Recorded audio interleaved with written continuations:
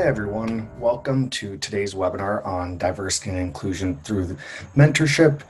Today we'll just be discussing a little bit about how diversity and inclusion can play a major role in terms of the company culture at your current location and how it can really have a significant impact on profits, revenue, as well as promoting employee engagement. Thank you for everyone who's joined the previous webinars. Hopefully you've been able to gain some valuable knowledge and hoping to share a little bit more with you here today. So I guess we'll start off with our agenda for the day. I'll allow you all to take a look at what we'll be discussing, but I just wanted to give you a little bit of background on diversity and inclusion in the workplace. So, of course, diversity can come in all shapes and sizes. It includes age, gender, race, religion, education levels, among many others. But these differences are really what make a company strong, and particularly if they're representative of the target customer or your consumer base at large. However, as we all know, they can also have or cause a major conflict among your employees as well. But additionally to that, studies have shown that a lack of diversity within corporations and other organizations, specifically at the top level, can provide huge obstacles for not only your employees, but the overall success of the company itself. Research actually indicates that companies with higher levels of diversity and inclusion outperform those with lower levels. There was some research done by McKinsey that shows companies with a diverse workforce are actually 35% more likely to earn revenues above the industry average. And in addition to that research, the Boston Consulting Group, BCG, showed similar results. Their study found that organizations that had a more diverse workforce also saw innovation revenue that was 19% higher than companies with a less diverse workforce. So it's of course important for your company culture to help promote the positive elements of diversity at your workplace. And that means teaching, training employees to respect differences, communicate effectively with one another, and so on. A little bit of background on myself here. My name is Marcus Butters. I'm an account executive here at the Together platform. Most of you are familiar with me as we do have a lot of recurring attendees on these webinars, but for those of you that do not know me, welcome and excited to hopefully meet you at some point or another. A quick background on Together platform. We were founded by Matthew Reeves and Nathan Goldstein, two former consultants at the Boston Consulting Group, found that there was a huge need for mentorship in corporate settings and large organizations, and they sought out to provide the best solution possible. So that's why we're here today, gathered around and hopefully gaining, again, some insightful knowledge as to how to improve the workforce. So moving forward, I'm going to get into some of the benefits of diversity and inclusion. As some of you might know, diversity and inclusion, of course, leads to increased creativity. People with different backgrounds tend to have different experiences, thus they'll have different perspectives. Exposure to a variety of different perspectives and views, of course, leads to higher creativity. And then when you put people together of different, races, genders, religions, whatever the case is, you're more likely to, of course, get a melting pot of fresh, new ideas, thus improving the creativity of your workforce.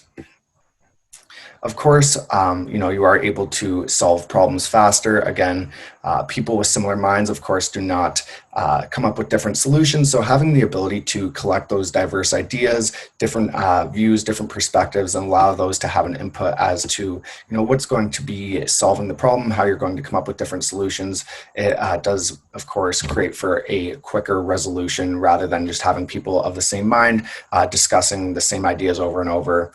The best solution can be chosen sooner, of course, leading to faster problem solving. Lastly, touch on the innovation. Companies with more workplace diversity achieve, better innovation. They're able to come up with new ideas quicker. This goes hand in hand with the faster problem solving. There's always going to be fresh new ideas, maybe from different companies, maybe from different backgrounds. It just allows you to have those more meaningful discussions rather than sticking to the status quo. But one other thing that I did want to talk about is achieving greater profits. Again, McKinsey and Company, global consulting firm, conducted research that included 180 companies in France, Germany, the United Kingdom, as well as the United States. And they found that companies with more diverse top teams, so higher level management executives, they were also top financial performers. companies with a diverse workforce make better decisions. They make them faster. It gives them a serious advantage over their competitors. And as a result, companies with diversity achieve better business results, reap more profits, and are able to be more successful as a whole company, as well as when it comes to engagement and happiness within the office. Like I said, those are just a few of the benefits of diversity and inclusion. I have outlined a few more here for you to take a look at. Better company reputation, of course. You're going to be recognized as a leader in D&I. There are a few of our customers that I've seen time and time again on LinkedIn being recognized for this, as well as just a number of other large companies that have been successful in doing so. They do get a lot of recognition. People want to work there because they feel like their voice is going to be heard. They feel like they're going to be included in what's going on. Of course, there are a variety of different perspectives, which leads to the better decision-making, faster problem solving, more innovation, increased creativity. But another important thing for your company, and this helps to save you money as well, is reduced employee turnover. People feeling welcome. They're not as inclined to leave the company. They want to stick with you and be able to enjoy their happy experiences, share their hardships with their fellow employees, and just be able to benefit from the workplace diversity and inclusion, and just have a happier company as a whole, generating more profit, more revenue, and overall just being more successful. So now we're going to talk about how a structured mentoring program can actually help your company. Of course, mentorship comes in many shapes and sizes. There are many forms of mentorship, many styles in which you can run those mentorship programs. But most importantly, what it does is it provides a medium for employees to interact. Employees have the opportunity to discuss any issues, any struggles, happy events, successful events with one another in a way that isn't monitored necessarily by your manager or someone who you're a direct report to. It's a safe, secure way. Everything's private, everything's confidential, and you can have those really meaningful discussions, be able to explain your experiences and share what has been great, what has been difficult, and allow you to understand what each other have gone through in the past. Another great opportunity that mentorship can help with is maintaining morale in difficult times. We're all aware of the current events right now within Canada, the United States, and across the world. And it can be difficult on a lot of people, and providing your employees the opportunity to speak with someone who's like them, or maybe not so much like them, that has maybe never had those experiences, can help shed a light as to what is actually going on, what they may have experienced in their home life, in their professional life, and just be able to kind of open each other's eyes and empathize with one another, building that stronger connection within the workforce, making each other understand one another a little bit better.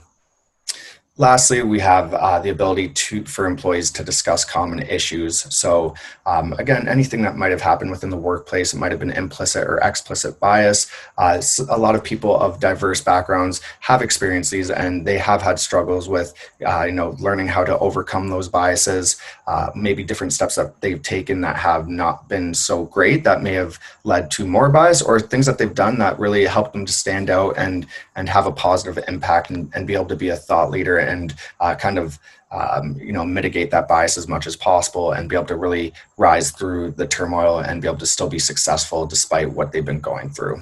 This could be especially helpful for some of the younger employees that maybe have never necessarily experienced this in the workplace before. Of course, more tenured employees have experienced it more often, and they could share those experiences, be able to pass down that knowledge, be able to explain how they overcame those hardships. So here we have a couple different examples of D&I programs. So these are a few that we see most commonly. Of course, Women in Leadership is a very powerful program to run. It's no secret that women do have a tougher time moving up in a male-dominated industry. There are numerous statistics that support this, and it is unfortunate. However, there is a growing number of female leaders in the workforce now, and I've seen it time and time again, whether it's in the news, LinkedIn, more and more females are being promoted to executive positions, VPs, CEOs, whatever the case is, and encouraging this female leadership within your organization to take, less tenured or younger females under their wing, provide that mentorship to them, explain how they can move up through a bureaucratic company, will be super helpful in promoting that diversity and inclusion within the workplace, allowing these young females to understand that they do have an opportunity to be extremely successful, as or more successful than their male counterparts. And again, be able to provide that guidance. How do you overcome certain obstacles within meetings, whether it's on a phone call, a sales call, and just be able to provide that insight and knowledge, and allow them to not make the same mistakes that you might have made, or allow them to just completely avoid those mistakes overall, and just be able to move full steam ahead and have that successful career that they deserve. D&I education is another great example of a program that you can run to help promote diversity and inclusion. You could get your employees up to speed on the culture across your company. Of course, the strengths and benefits of diversity and inclusion stem from intermixing diverse backgrounds, opinions, and beliefs. Share those beliefs, share those experiences, share those backgrounds with people that might have not had those same experiences, and allow one another to actually build that personal bond, that personal connection, and you're going to make a more productive workplace. People are going to be more engaged. They're going to be working harder for the person beside them because they understand what they've gone through now, and they really want those people to succeed as well. And as a company, when you have everyone working for one another, having each other's backs at all times, you're going to be more successful in the end. Another great opportunity would be motivating high potential talent, especially with diverse backgrounds.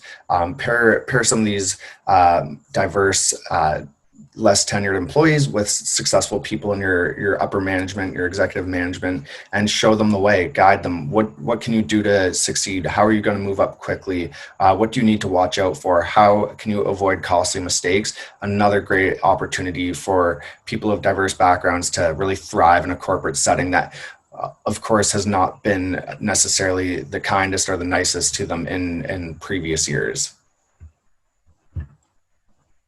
So today I'm going to walk you through a couple different ways as to how to structure your D&I mentorship program. We'll start with marketing and go all the way through reporting, and it'll all be specific towards diversity and inclusion. This is a step-by-step guide as to what we take our customers through and how we provide them with mentorship. But you could, of course, implement this internally at your company if you're running a manual program, or if you're with another software. This is definitely something that you can use in order to benefit and, of course, reap the rewards of running a D&I program.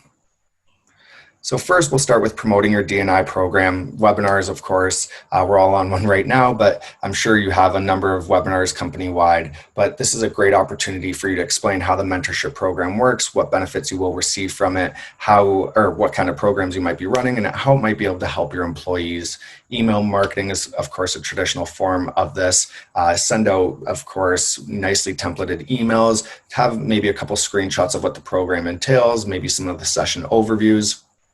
Banner ads on your internal page. Most of you have some sort of intranet or internal company page where you can post different events, different themes, different vendors that you might be using. Great way to draw attention to the program.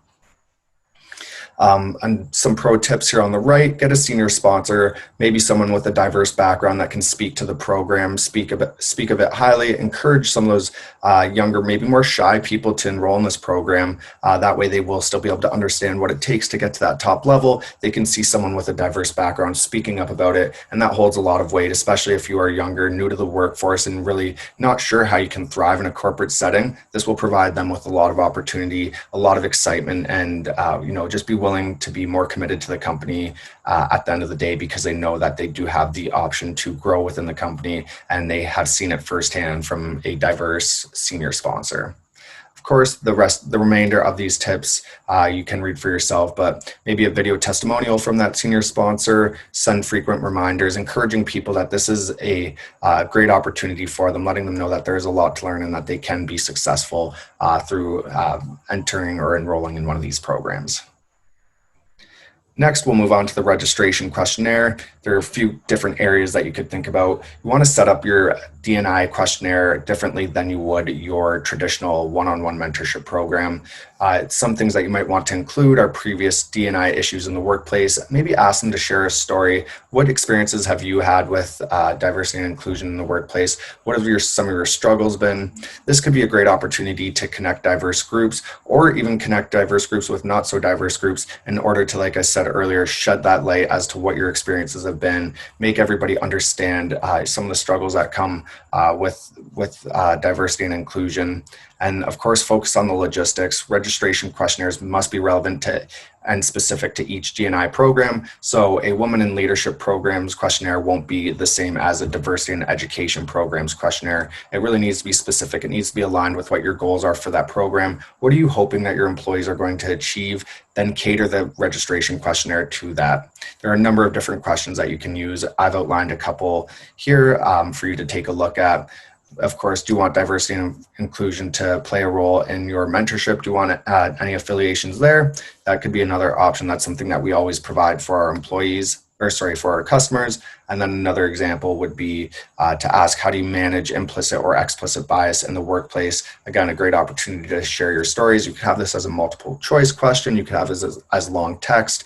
Again, a number of different opportunities here to get a better understanding of what your employees are going through, maybe match them up with someone who has similar experiences so that they can share those experiences and discuss how they can best overcome those obstacles or those issues within the workplace. Get into development now, and we'll talk about 3 ways that you can ensure your employee development. First being discussing current issues in society. I touched on this a little bit earlier, but discuss how to address current events that may be affecting D&I. So again, with the Black Lives Matter movement going on right now, if you have a predominantly Black workforce, this could be a great opportunity for them to share their experiences with people of other backgrounds or other races, and really make people understand what they're going through at this time, why it's such a sensitive matter, and why it is such a large issue in the United States, Canada, and across the world. This will help to provide a more connected, more engaged workforce, because again, people are working for one another. They want to help each other, and they want to make sure that people are happy in the workforce. Outside issues from your personal life can impact you in the workplace, and having the ability to discuss what might be happening or what's upsetting you will help people to be more empathetic, be able to discuss those issues, and hopefully be able to overcome them and be stronger coming out of it. Again, shedding as much light as you possibly can.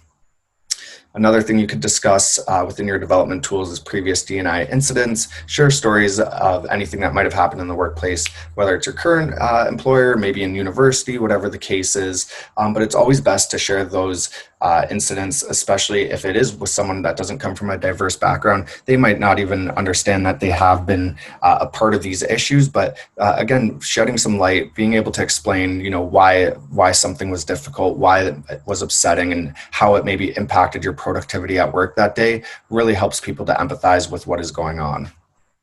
Lastly, you could have a final assessment, collect feedback from your employees, understand how they've progressed. Was the program actually useful? What changes should we make? Should we make it more hands-on? Should there be more fierce discussion? What has been beneficial? What hasn't? And just understand whether or not it made sense for your employees to enroll in this type of program.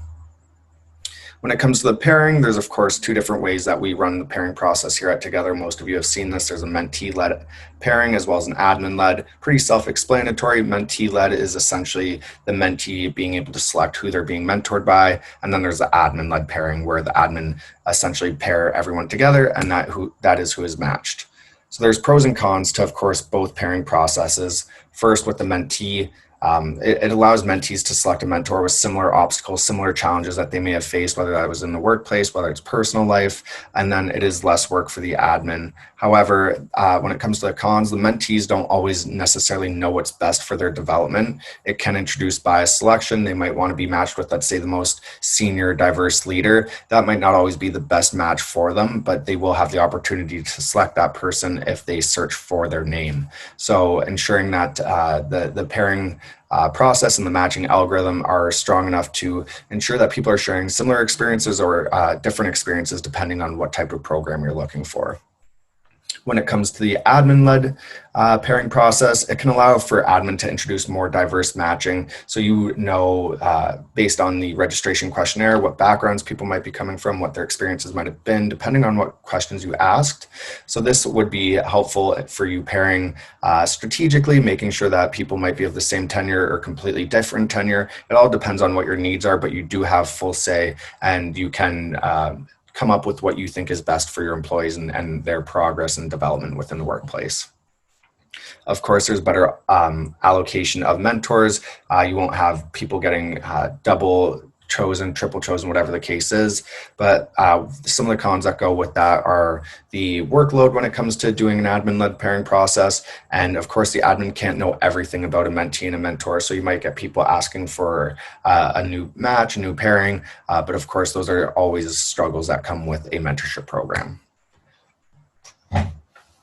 Another thing I wanted to share with you when it comes to the pairing types, there are a number of different ways that you can run mentorship. So here, what you're looking at are the traditional, peer, reverse, and group mentoring aspects. I'm going to touch on each one and how that can have an impact on your D&I programs. So of course, traditional one-on-one mentorship, you have the ability to share personal challenges one-on-one, get to know each other, have someone guide you in certain areas, specific examples, different things like that. You can shadow people. It's great for relationship building, expanding your network. But with D&I, what we'd expect to happen is that with the traditional one-on-one mentorship is some of the, again, I've touched on this a couple times, but more tenured employees will kind of pave the road, as you could say, for a less tenured employee, show them what obstacles they might incur when they're going up for a promotion or when they might be looking for a transition in jobs, what might happen, how do you overcome these certain obstacles that diverse backgrounds tend to face more than non-diverse backgrounds. When it comes to peer mentorship, you could have people of similar tenure, they can enhance each other's growth, share best practices, navigate through tough circumstances. They're kind of on the same page. They might be experiencing similar issues at the same time. So it'd be helpful for them to kind of discuss this together, figure out, why these things might be happening, what the best solution might be, how to overcome it, and be able to thrive from that point on. Reverse mentorship can be helpful in addressing age discrimination, of course. That's been a huge issue.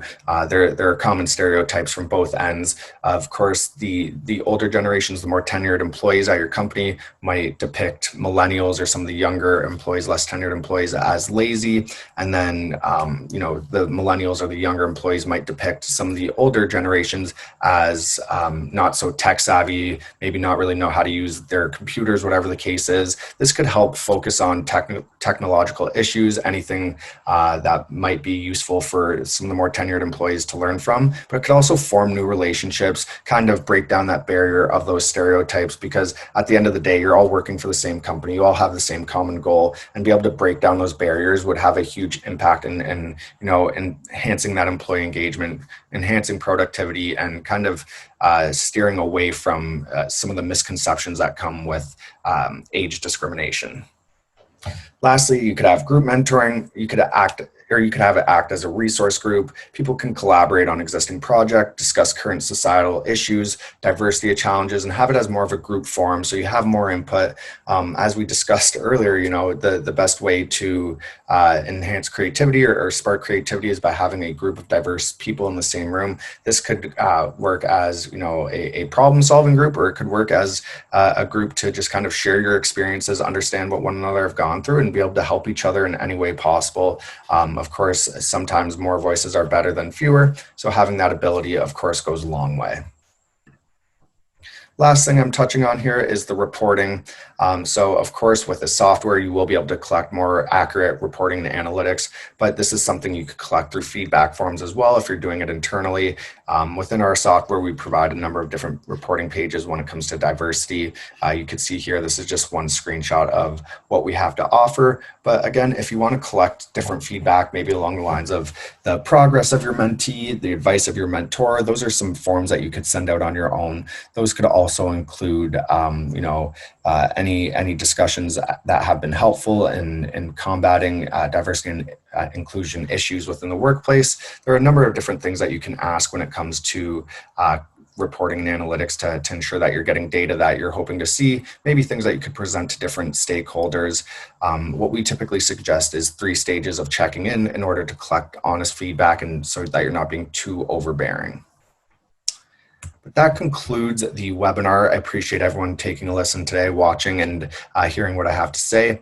Hopefully we're able to find some useful knowledge here that you can definitely implement into your mentorship program, again, whether it's internally with another vendor or with the Together platform. But again, thank you all so much for your time, and looking forward to hearing from you with any other questions or to continue the conversation. Bye.